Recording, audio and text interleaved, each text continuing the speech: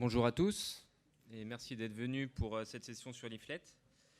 Je me présente, je m'appelle Guillaume Solera, je suis développeur chez Serly et puis je fais des technos aussi bien front que back, donc je touche un peu à tout. Donc aujourd'hui on va parler des cartes sur le web et comment on les affiche, comment on les manipule. Donc souvent on a plusieurs utilisations pour les maps. On veut soit par exemple localiser un lieu, voir ce qu'il y a aux alentours, ou alors afficher des marqueurs sur une carte et des fois même aussi faire de la data vis sur des tableaux de management par exemple. Donc il y a quelques temps, on avait tous le même réflexe. On veut afficher une carte sur le web, on prend Google Maps. Sauf que depuis 1 an et demi maintenant, Google Maps a changé sa politique et nous oblige à avoir une clé d'API et accessoirement rentrer aussi sa carte de crédit. Donc maintenant, on a vu fleurir un peu partout sur le web des belles pages comme ça. Donc ça a un avantage malgré tout, c'est que ça nous permet de comprendre comment sont construites les maps. On voit qu'il y a toujours le même texte qui est répété. Et en fait, c'est tout simplement parce que les cartes affichées sur le web, elles sont faites avec des tuiles, ce qu'on appelle des tuiles. Donc les tuiles, c'est ni plus ni moins que des images carrées de 256 par 256.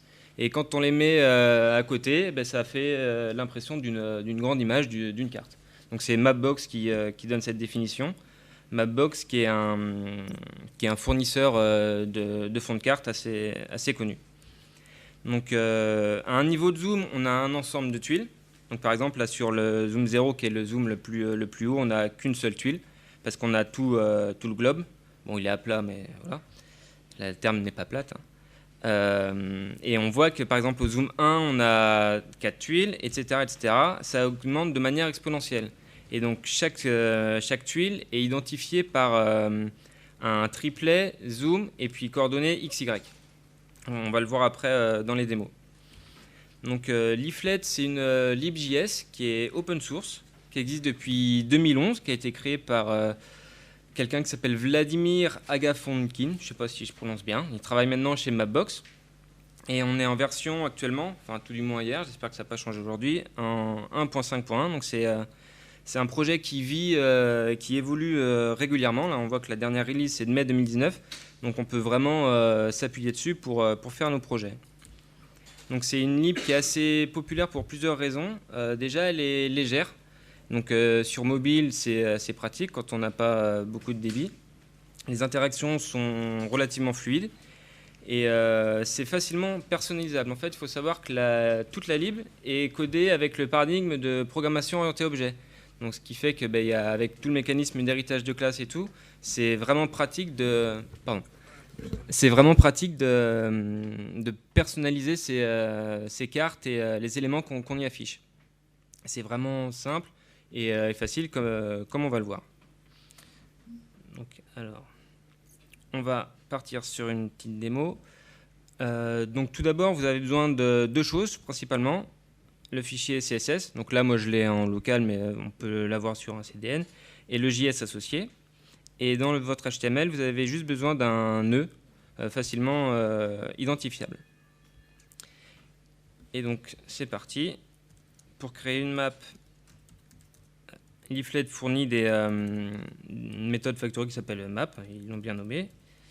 Et d'une manière générale, ils fournissent des méthodes factory pour relativement tout, comme on va voir plus tard.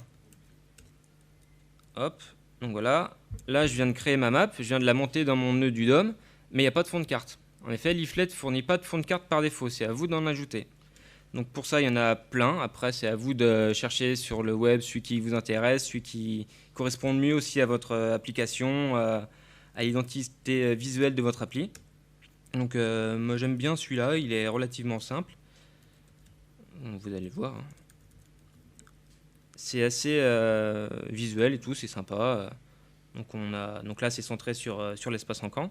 Donc si on s'attarde un peu sur un tile layer, ce qu'on appelle un tile layer, on voit qu'il y a une URL qui donne le fournisseur de la carte.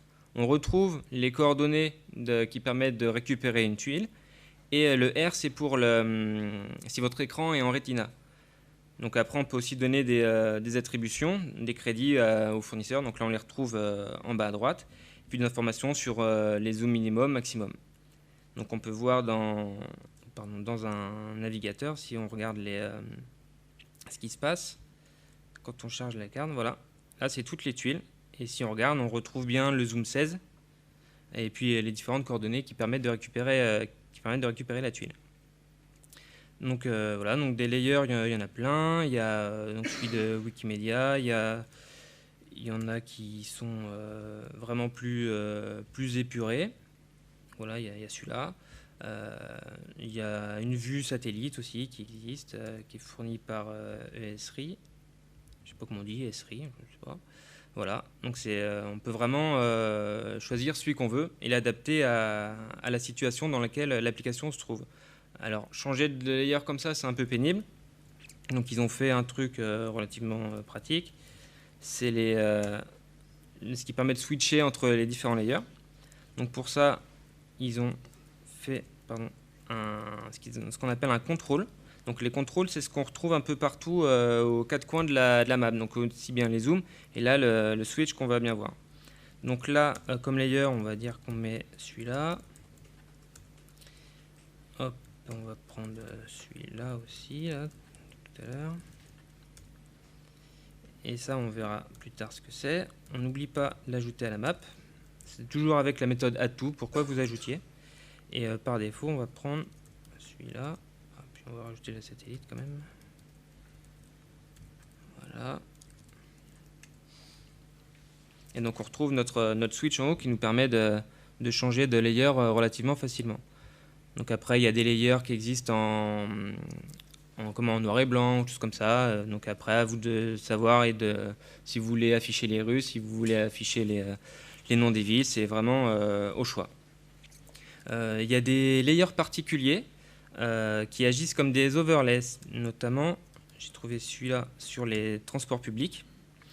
Celui-là, si on l'ajoute comme simple layer, on va voir... Oh, pardon. On va voir que si on le prend, il n'y a pas de fond de carte. Il y a uniquement les lignes de métro, de bus, même de bateaux apparemment. Ouais, je pense, le métro La Rochelle, oui. Et donc celui-là, c'est pas un vrai tile layer entre guillemets. Il n'a pas de fond de carte. Celui-là, il agit comme Il agit comme overlay, c'est-à-dire que vous avez un fond de carte défini, choisi, et vous affichez le layer par-dessus, ce qui est quand même un peu plus pratique. Donc les cartes, souvent ce qu'on fait avec, c'est qu'on ajoute des marqueurs. Donc là, j'ai pris un glacier qui s'appelle Ernest, qui est pas très loin, et je l'ai positionné là où il faut. Hop. Donc voilà, c'est tout simple. Donc on voit que pour créer un marqueur, il y a une méthode factory dédiée, où on précise les coordonnées, latitude, longitude, et on peut lui donner quelques infos supplémentaires, comme par exemple un title, ce qui fait qu'au survol, on a l'infobulle qui apparaît. On peut aussi lui associer une pop-up, qui est assez... voilà. On peut lui passer du HTML un peu plus compliqué, ou juste une chaîne de caractères, ce qui nous permet d'afficher la pop-up assez facilement. Donc ces marqueurs sont bien évidemment customisables. Donc si on prend... c'est celui-là. On peut lui spécifier une icône par exemple. Donc là j'ai une icône embarquée, donc je lui donne comme une size, les encres sur comment attacher l'icône sur la map par rapport à ses coordonnées, pareil pour la pop-up. Et je spécifie cette icône dans les options de mon marqueur. Donc on n'oublie pas d'ajouter le marqueur à la map. Et voilà, un joli marqueur. Et donc de la même manière, on peut aussi customiser les pop-up. Donc là, j'ai encore un snippet qui va bien. Voilà. Ou là, comme je vous disais tout à l'heure, on peut lui donner un HTML vraiment plus complet. Et aussi lui spécifier une classe, ce qui peut être pratique quand on veut styler une pop-up. Je ne sais pas si vous avez essayé de faire ça sous Google Maps, mais c'est assez galère. Là, c'est vraiment facile de pointer les éléments que vous voulez, quoi. Donc là, hop, on a un truc un peu plus graphique, on va dire, à défaut d'être joli. Donc on peut afficher des marqueurs, bien évidemment, mais on peut afficher vraiment tout ce qu'on veut. On peut afficher, par exemple, des cercles. Donc on va en ajouter un. Hop. Voilà, encore une méthode dédiée qu'on va mettre sur le glacier. Et donc là, on peut lui spécifier un radius. Hop, une couleur aussi. On n'oublie pas de l'ajouter. Et on a notre cercle de dessiné. Alors souvent, ce qu'on veut faire, c'est qu'on ne veut pas afficher tout en même temps sur la map. Sinon, c'est un peu galère, on s'y retrouve plus. Donc ce qui serait bien, c'est qu'on puisse faire un overlay comme pour les transports publics de tout à l'heure. Donc pour ça, Leaflet fournit un mécanisme qui s'appelle les layer groups. Hop. Donc avec toujours une méthode qui sont facilement, qu'on peut retenir facilement. Et donc ça prend un tableau de layer. Et vu que c'est la programmation objet, héritage de classe, tout ça, un marqueur c'est un layer, un cercle c'est un layer. Donc on peut vraiment ajouter nos éléments comme ça. Hop. Voilà. Donc là, j'enlève ça, sinon on ne verra pas que ça marche. Donc on a notre élément là. Quand on sélectionne, les éléments apparaissent. Donc ça, c'est vraiment les trucs de base. On affiche des marqueurs, des cercles, vraiment tous les polygones que vous voulez. Et on peut notamment afficher des polylines. Alors des polylines, c'est ni plus ni moins qu'une suite de coordonnées latitude-longitude. Donc pour ça, j'ai récupéré via un service qui s'appelle Navicia les trajets en transport public entre deux points.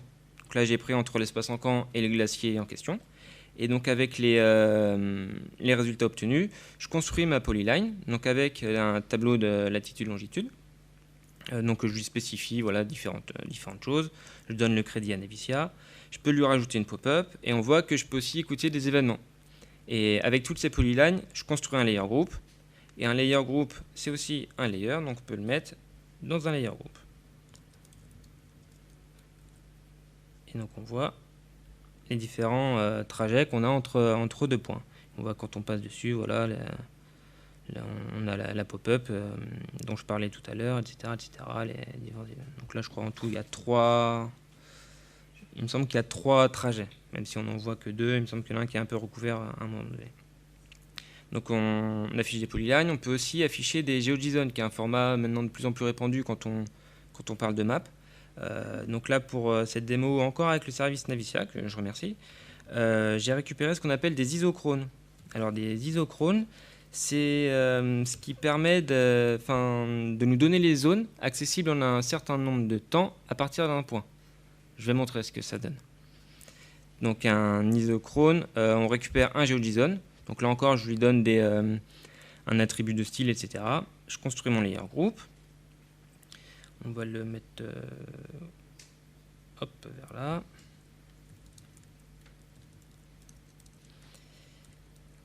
Comment je l'applique comme ça, je crois. Voilà.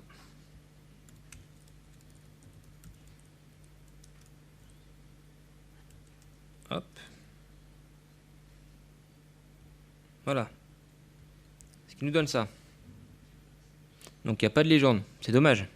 Donc on va en ajouter une. Donc une légende, on va l'ajouter de la même manière qu'on a le zoom ou le switch. On va l'ajouter avec un contrôle. Donc alors, on va construire le contrôle toujours de la même manière, avec une méthode dédiée. On lui donne la position où on va l'afficher, et on construit le contenu de ce contrôle. Donc quand on ajoute un contrôle, il y a une méthode à définir et à surcharger qui s'appelle onAdd, qui doit retourner un élément HTML. Voilà. Donc là, on voit que Leaflet fournit des méthodes aussi pour créer facilement des divs, par exemple, avec des classes, etc. Et donc notre légende, par contre, c'est pas un layer. Donc on ne peut pas l'ajouter dans un layer group. Donc il faut faire autrement. Et donc en fait, on va écouter différents événements. Pardon. Donc il suffit d'écouter l'événement add qu'on a sur notre layer. Et quand notre layer est ajouté, eh bien, on ajoute notre légende. Et de la même manière, quand il est supprimé, hop, on enlève. Et donc là, on a notre légende qui apparaît. Donc Voilà, ça nous donne les zones accessibles en 2 minutes, 5 minutes, etc., etc. Donc après, on peut aussi ajouter des tooltips. Donc, parce que là, si on n'avait pas la légende, c'était dommage. Donc ce qu'on peut faire, donc je retrouve où c'est là, hop. Donc là, c'est le texte qu'on va afficher. On va ajouter un tooltip. Est-ce que je l'ai... Voilà, je m'en doutais. Donc là, avec le texte, on va lui mettre sticky at root qui va permettre de suivre l'infobulle au gré que le curseur change. Voilà, ce qui peut être pratique dans certains cas. Donc voilà pour les GeoJSON. Pour la prochaine démo, je vais vous faire voyager, je vais vous emmener à Paris. Ouais. Hop. On va changer le niveau de zoom. Voilà, et donc... Oula, ben c'est pas là. Ah ouais, c'est pour ça. Je sais pas où on est là. Voilà, on reconnaît. Et donc là, j'ai récupéré une liste de bars qu'il y avait sur Paris, dans une région de Paris. Et donc avec tous ces points, je construis des marqueurs et je les mets au sein d'un layer group. Donc on va ajouter ça dans... Hop, ici. Raté. Donc on voit nos éléments qui s'affichent. On va se déplacer un petit peu, voilà.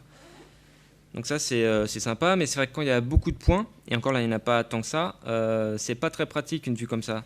Donc il y a des plugins qui existent, il y a des gens qui se servent justement de Leaflet pour faire leur propre plugin. Et donc il y en a un qui existe pour tout simplement faire des clusters de points.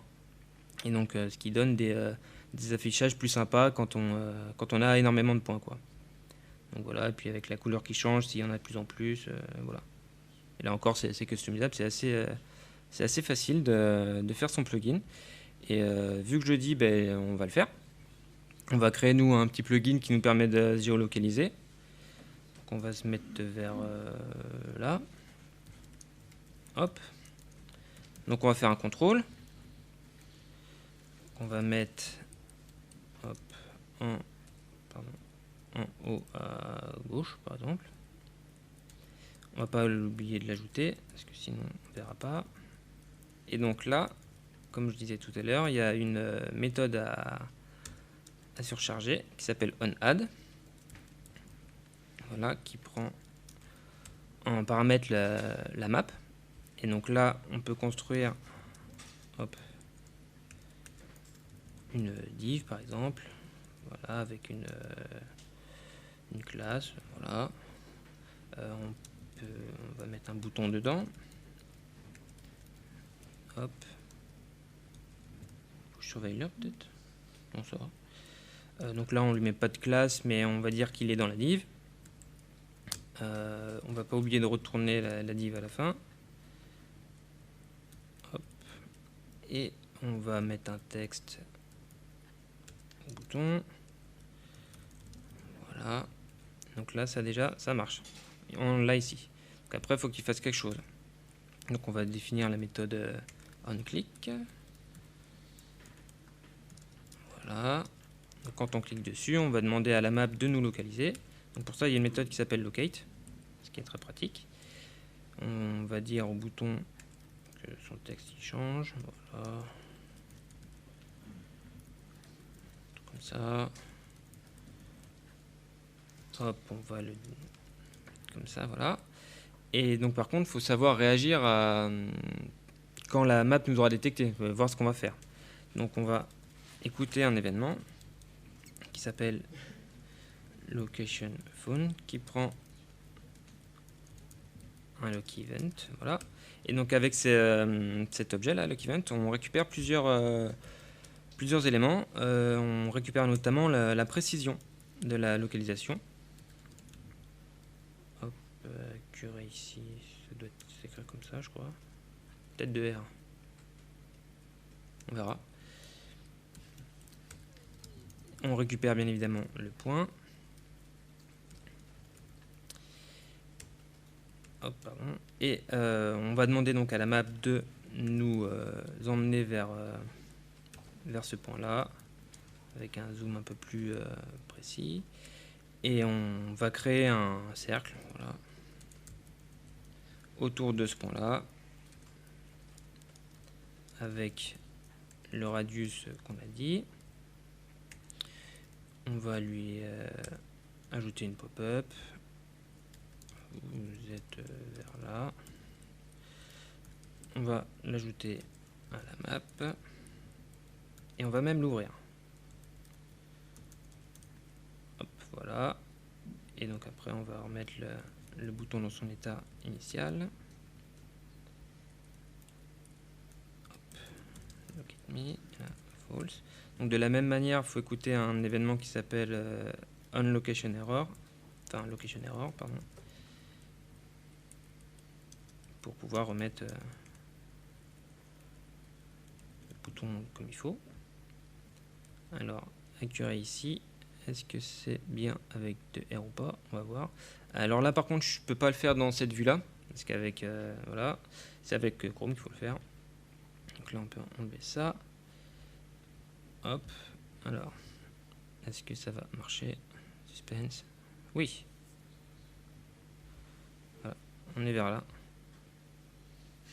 Donc voilà. Donc ça, c'était une manière de faire assez classique, mais on pourrait très bien en faire un plugin de ça. Donc là, il suffit de faire ça. On va créer notre plugin. Hop.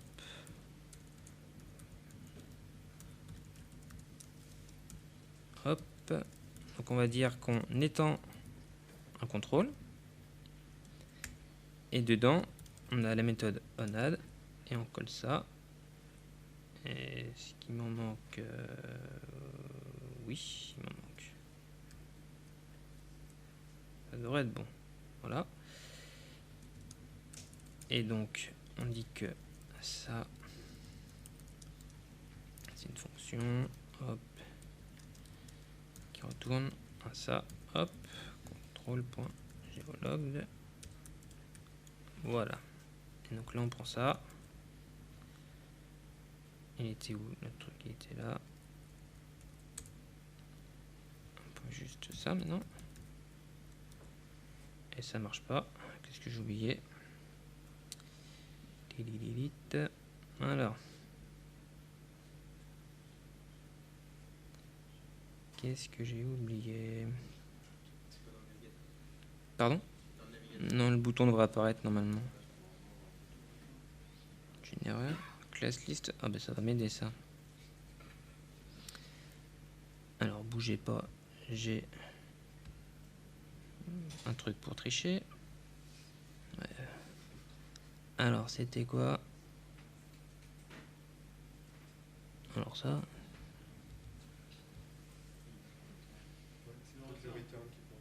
Merci, voilà. Celui que j'avais dit qu'il fallait pas oublier. Voilà.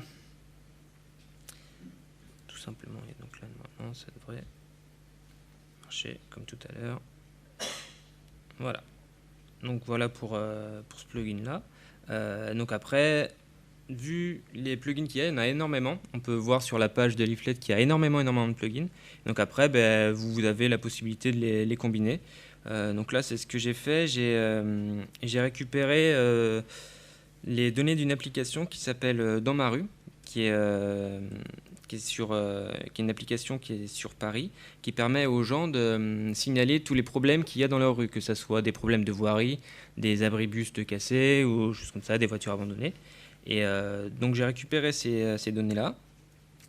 Et avec un plugin qui s'appelle Time Dimension, qui permet d'afficher des données spatiales, mais aussi de manière temporelle, je l'ai combiné avec un heatmap, comme on a vu tout à l'heure, enfin non, on n'a pas encore vu, qui permet d'afficher les zones chaudes plutôt que des simples marqueurs.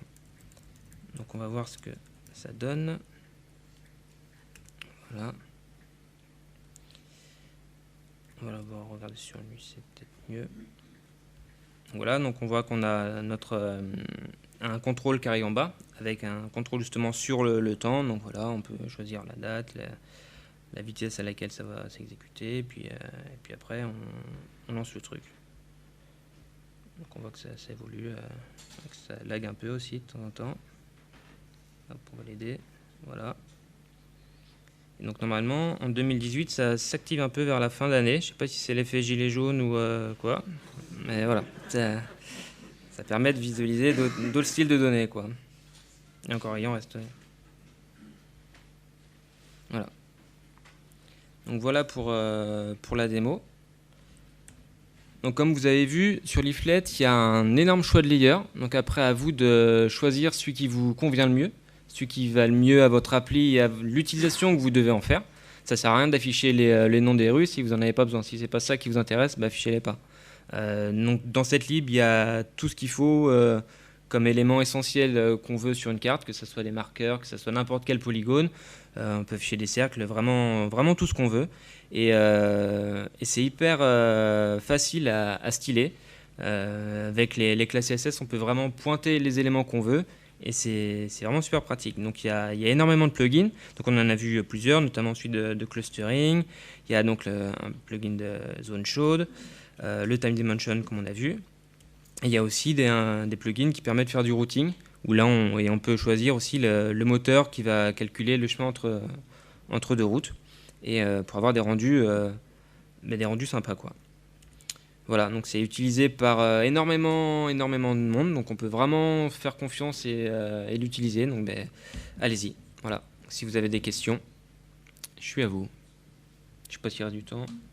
Oui, 4 minutes. Alors, tu as des dépôts GitHub qui existent, qui en listent quelques-uns, mais c'est rarement exhaustif. Donc après, des fois, quand tu as un fond de carte qui t'intéresse, mais que tu le vois juste, tu peux aller dans ton navigateur comme ça, et voir les images qui chargent, et puis tu peux en déduire le chemin vers les tuiles. Est-ce qu'il y a une autre question? Oui.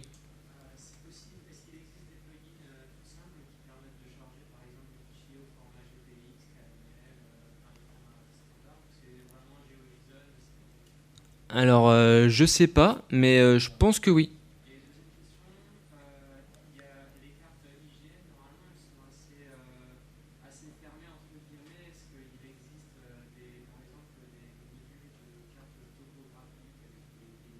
Peut-être. Enfin, c'est possible. Je sais qu'il y a Mapbox qui fournit énormément de cartes. Et donc là, après, c'est des choses payantes qu'il y a sur Mapbox. Ils ont un système de quotas. Et après, voilà, on peut avoir des cartes un peu plus comme ça. Je sais pas si ça... Voilà. Donc, quand on crée son compte sur Mapbox, après, tu as un mode studio où tu peux choisir comment faire ta carte et tu peux partir de style existant, quoi. Mais après, ça, c'est payant. Voilà. Je ne sais pas si Géoportable, qui est un site français du gouvernement de Carrefour, fournit pas des trucs comme ça. C'est possible.